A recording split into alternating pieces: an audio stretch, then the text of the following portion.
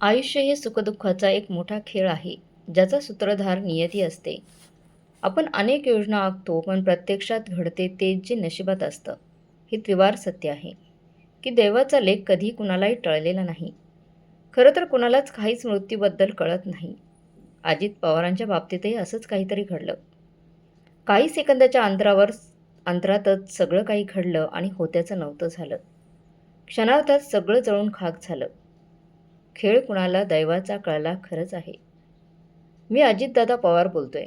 मला माहीत आहे आणि दुःखही होतं की आज मी तुमच्यात नाही आहे. खरं तर सकाळी उठल्यावर मला असं वाटलंही नव्हतं की ही माझी शेवटची सकाळ असेल. माझ्या कुटुंबासोबत, तुमच्यासोबत, मित्रांसोबत शेवटची सकाळ असेल. मी घरातून खूप आनंदाने बाहेर पडलो. रोजचं काम करून पुढच्या कामासाठी निघालो होतो. सगळं काही व्यवस्थित आणि आनंदात चालू होतं. पण मला अजून कळलं नव्हतं की माझा हा आनंद फार काळ टिकणार नाही. माणसाला कधी काय होईल कोणालाच काहीच ठाऊक नसतं आणि शेवटचा क्षण कधी येईल याचं काही खात्रीच नसते. हे मी आत्तापर्यंत ऐकलं होतं, पण आज ते स्वतः अनुभवातून पाहिलं. माणूस घेत असलेला श्वास कदाचित शेवटचा असू शकतो असं कधीच मनात येत नाही. पण असंच खरं आहे. कधी काय होईल, काळ कधी आपल्या आनंदावर विरजण घालेल काहीच सांगता येत नाही. आज मी माझं सगळं काम, माझं सगळं आयुष्य आणि अजूनही काही स्वप्न अर्ध्यावरच सोडून गेलोय. देवाकडून सगळं बघतोय. तुमचं माझ्याबद्दलचं प्रेम, तुमचं दुःख, माझ्या कुटुंबाचं दुःख सगळं माझ्यासमोर आहे. माझ्यासाठी रडत असताना पण मी बघतो होतो. पण आयुष्य इतकं क्रूर असू शकतं असं मला कधीच वाटलं नव्हतं. माझ्या मुलाच्या लग्नात मी खूप आनंदी होतो. माझ्या मुलाचा सुखी संसार पाहायला मला खूप कमी दिवस मिळतील असं मी कधीच समजलंही नव्हतं, स्वप्नातही पाहिलं नव्हतं. हे सगळं खूप दुःखद आहे. माझ्या कुटुंबासोबत, माझ्या बायकोसोबतचा संसार देवानं मला अर्ध्यावरच सोडून द्यायला लावला. जेव्हा मी विमानातून प्रवास करत होतो, तेव्हा तोच विमान आणि तीच माझी जन्मभूमी. ज्या जन्मभूमीसाठी मी काम केलं, ज्या जन्मभूमीसाठी मी जीव ओतला, ज्या जन्मभूमीसाठी मी माझं आयुष्य घालवलं, तीच जन्मभूमी माझा घात करेल आणि तीच जन्मभूमी माझा जीव घेईल, असं मी स्वप्नातही कधी विचार केला नव्हता. खूप दुर्दैव आहे. विमानात मी माझ्या सहकाऱ्यांसोबत प्रवासासाठी बसलो होतो, पण ते काही प्रवाशांना घेऊन जाणारं विमान नव्हतं, ते माझं स्वतःचं विमान होतं. सगळं काही नीट तपासून उडवलं होतं.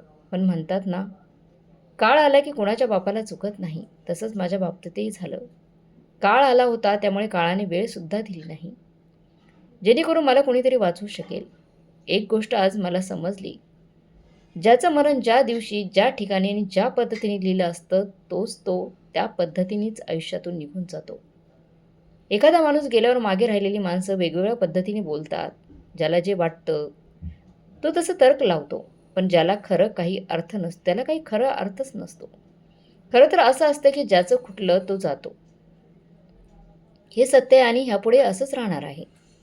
माझ्याकडे लाखो कोटींची संपत्ती होती. जर मला काही झालं असतं, पण मी जिवंत राहिलो असतो, तर माझ्या कुटुंबाने माझी सगळी संपत्ती वापरून मला बरं केलं असतं. मला वाचवू शकले असते. पण देवाचा न्यायच वेगळा आहे. देवाला माहीत होतं की मी पैसा खर्च करू शकतो, त्यामुळे त्याने मला पैसा खर्च करण्याची सुद्धा वेळ आली नाही. वेळ येऊच दिली नाही. जगातल्या कुठल्याही डॉक्टरांकडून उपचार करून मी बरा होऊ शकलो असतो. असं देवाने माझ्या कुटुंबाला जेवढी संधी दिली नाही.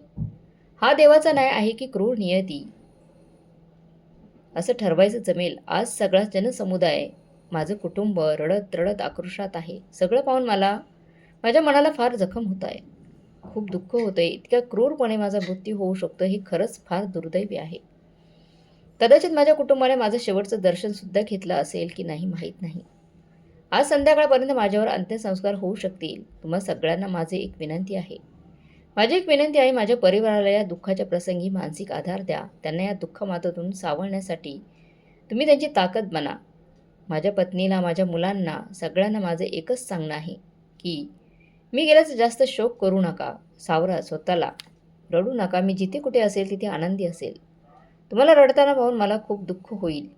आज आता जाताना माझ्या तोंडून शेवटची मी तुमच्यासोबत फक्त माझा जीवन प्रवास सांगत आहे. माझं हे तुमच्याशी शेवटचं बोलणं आहे. तुम्हाला विनंती आहे की माझा हा प्रवास एकदा अवश्य ऐकून घ्या. तुम्हाला मी स्टेजवर बोलताना दिसलो असेल, सगळ्यांनी पाहिलंही असेल. माझं लाईफस्टाईल छान वाटलं असेल, पण त्यामागचा माझा संघर्ष, माझं कष्ट, माझा कठीण प्रवास तुम्हाला अजून माहीत नाही. तोच माझ्या आयुष्याचा प्रवास आता मी तुम्हाला सांगणार आहे. 22 जुलै 1959 रोजी मी या जगात पहिलं पाऊल टाकलं. माझ्या आईच्या पोटातून मी या दिवशी जन्म घेतला. माझ्या वडिलांना अनंतराव पवार यांना खूप आनंद झाला, कारण त्यांच्या कुटुंबात मुलगा जन्माला आला होता. माझ्या जन्माच्या वेळी माझ्या नातेवाईकांमध्ये, माझ्या घरात आणि माझ्या आईवडिलांना खूप मोठा आनंद झाला होता.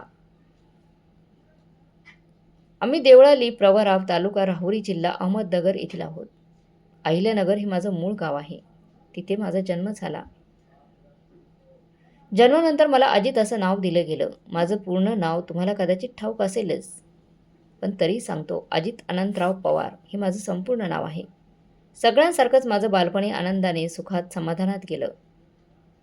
शरद पवार यांचा मी पुतण्या आहे, हे सुद्धा तुम्हाला माहीत असेलच. बोलताना सुद्धा मन धुंद होतंय आणि खूप दुःख होतंय की माझ्या काकाला माझा खांदा व्हायचं होतं. म्हणजे मी आधी त्यांना सोडून गेलो. माझं प्राथमिक आणि माध्यमिक शिक्षण गावातच झालं आणि पुढचं शिक्षण मी पुणे विद्यापीठातून केलं होतं.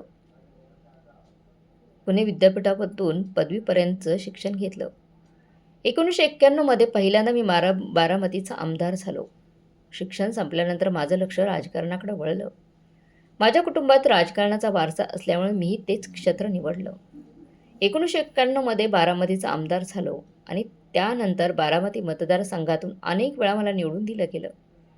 त्यानंतर मी महाराष्ट्राचा उपमुख्यमंत्री सुद्धा अनेक वेळा झालो. अर्थमंत्री, सिंचन मंत्री अशा महत्त्वाच्या खात्यांची जबाबदारी मी सांभाळली आहे.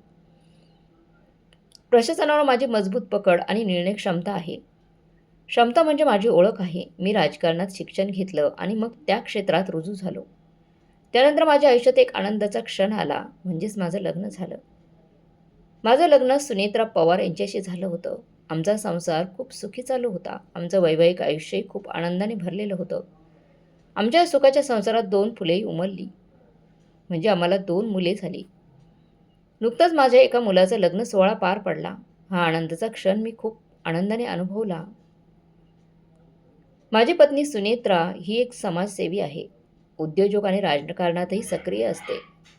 तसेच तो राज्यसभेचा सदस्य म्हणून काम करत आहे. हे तुम्हाला ठाऊक असेलच. माझ्या दोन्ही मुलांची नावे पार्थ पवार आणि जय पवार आहे. पार्थ पवार हा माझा मोठा मुलगा आहे. तो काही काळ राजकारणात सक्रिय होता. 2019 मध्ये लोकसभा निवडणुका त्यांनी लढवली होती, पण काही कारणांनी तो ती निवडणूक जिंकू शकला नाही.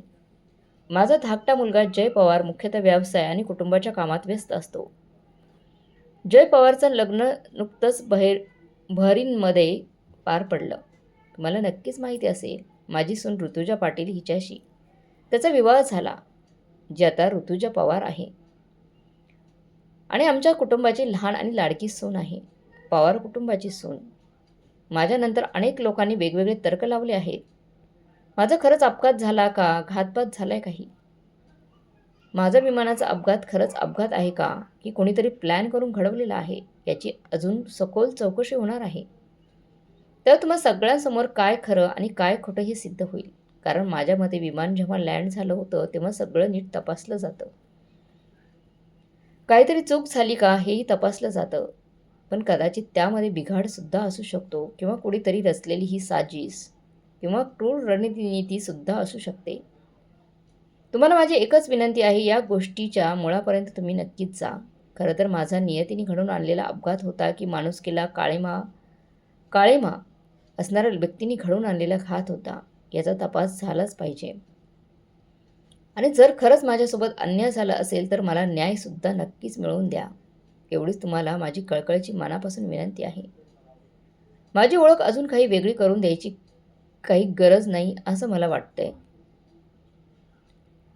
असं मी म्हणतो कारण तुम्ही सगळे मला चांगल्याच प्रकारे ओळखता.